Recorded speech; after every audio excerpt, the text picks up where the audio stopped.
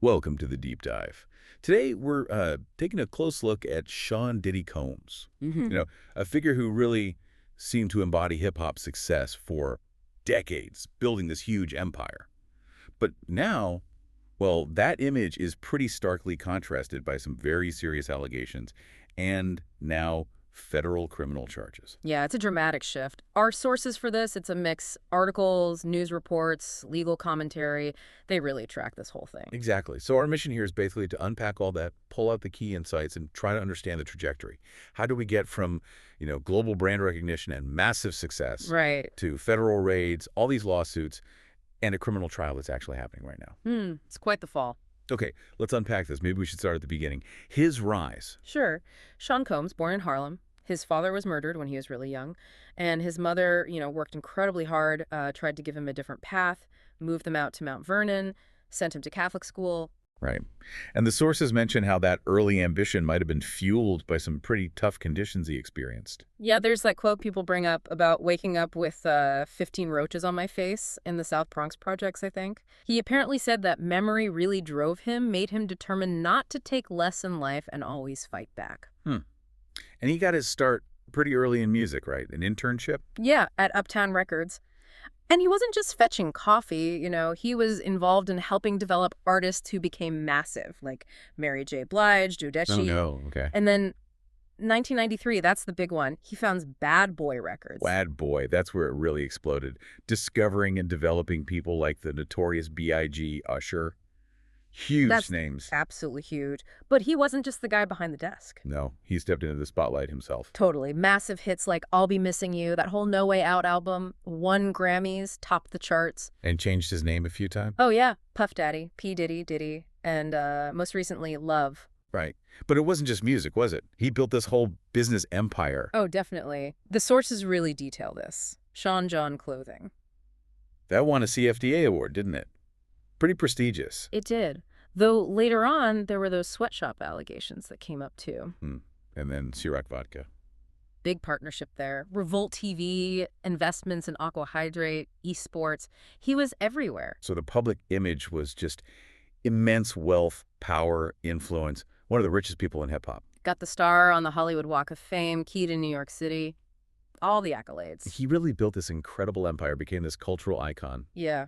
But as the sources start to lay out, there's this very different, much darker picture emerging underneath that success. It feels like the recent stuff is unprecedented, but the sources do point out legal issues aren't entirely new for him. That's true. They mentioned things going back, like that tragic stampede at a charity event in 91, and then there was an assault plea in 99 connected to the Hate Me Now music video filming. Right. And the nightclub shooting incident around the same time. Yeah, late 99. He went to trial for that in 2001, but was acquitted of the charges. Okay. But these recent civil lawsuits, the sources really flagged those as a major turning point, like potentially the spark for the federal investigation we're seeing now. Exactly. And the allegations in these suits are, well, they're incredibly serious and disturbing. Cassie Ventura's lawsuit, that one settled fast, but the claims were intense. Violent physical abuse, beating, kicking. Sexual assault, rape allegations too. Really harrowing stuff described in the filings. And beyond that, these claims about, what did the sources call them? Freak-offs. Yeah, or elaborate sex performances.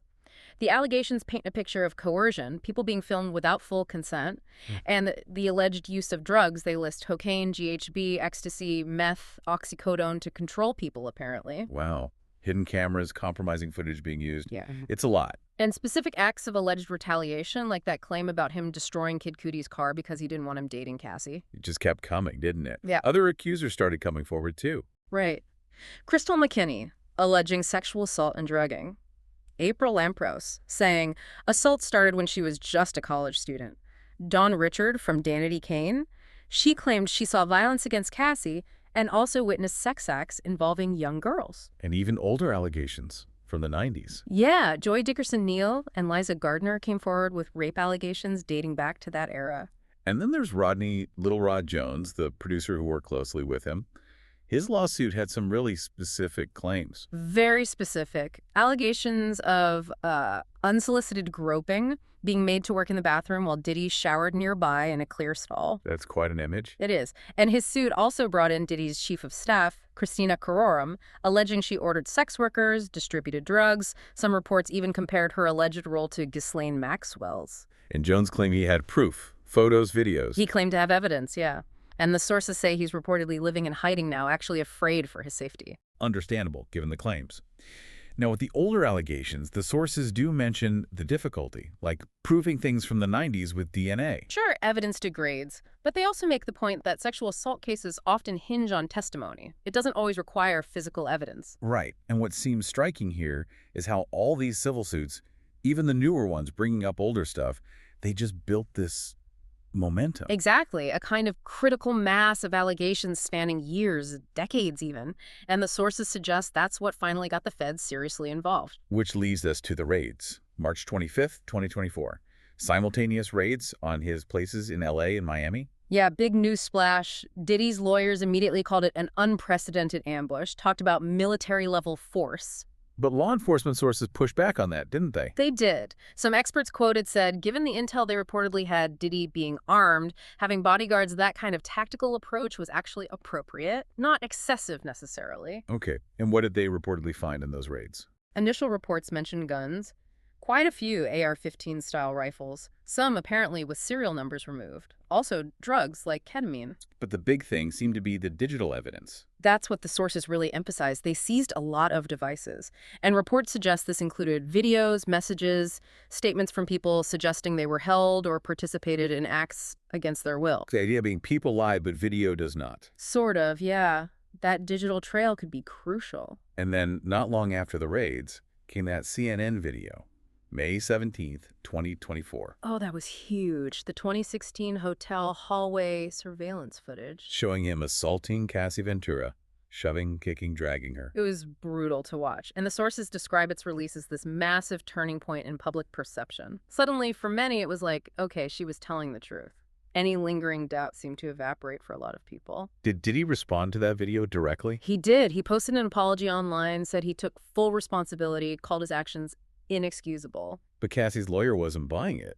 No, her lawyer called the apology disingenuous, basically saying it only came because his denials had been proven false by the video evidence itself. Damage control, essentially. Okay, so after all that, the federal criminal case moves forward. There's an indictment. What are the specific charges? As of early April 2025, the sources list 3 main federal charges: racketeering conspiracy, that's IOCO, sex trafficking by force, and transportation to engage in prostitution. RACO. That implies running a criminal enterprise, right? Exactly.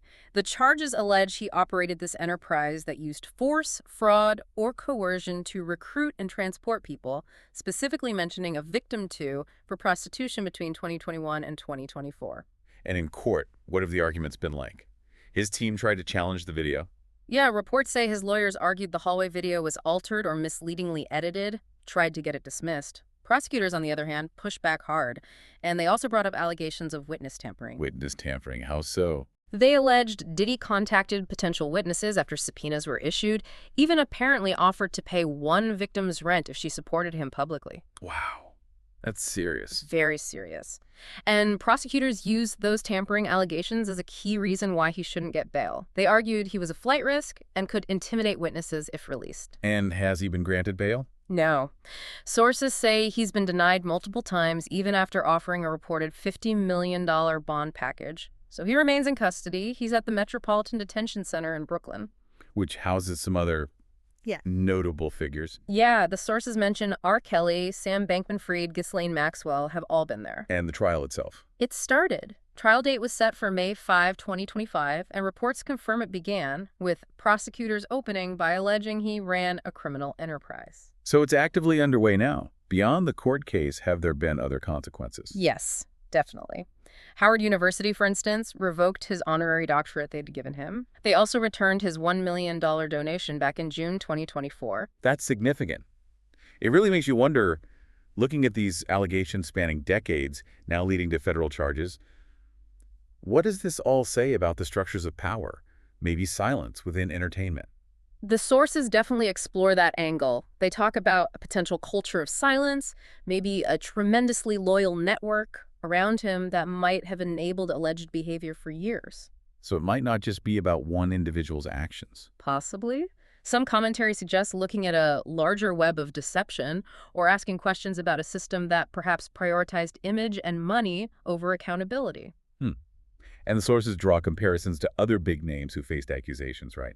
Epstein, Weinstein, Cosby. Yeah, those names come up. Suggesting potential patterns and how power can allegedly be abused and shielded in high-profile environments. Have we seen tangible effects in the industry? People distancing themselves. Reports mention that, yeah. Celebrities apparently scrubbing social media of past photos or associations, a definite shift in how he's perceived within the industry now. So based on everything in these sources, the downfall of Diddy, it feels like it could be part of a much bigger, more complex story. It seems that way. A story about power, accountability, maybe about who knew what and when within that whole ecosystem. So just to recap, we've traced this journey through the sources from these incredible heights, the music, the businesses, Right, the whole mogul image. down to these incredibly serious criminal allegations, Yeah. and now a federal trial that's actually happening as we speak. And it's important, as the sources always note, to state that Sean Combs has denied the criminal charges against him. He's pleaded not guilty. Absolutely. But the sources lay out this complex picture, the civil suits bringing old claims to light, Yeah. the federal investigation kicking into high gear. Key moments like those raids, and especially that CNN video, that seemed to change everything for a lot of people watching. Yeah. And the depth here really suggests, like you said, a story that goes beyond just one person, touching on potentially systemic issues within a very powerful industry. So maybe the final thought to leave people with is this. When you consider these allegations spanning decades, and this idea from the sources of a possible culture of silence, what could this whole situation signal about accountability for the powerful? And maybe, just maybe, the potential for even more revelations to come out from within these industries. That is the lingering question, isn't it? What else might be uncovered? Definitely something to think about.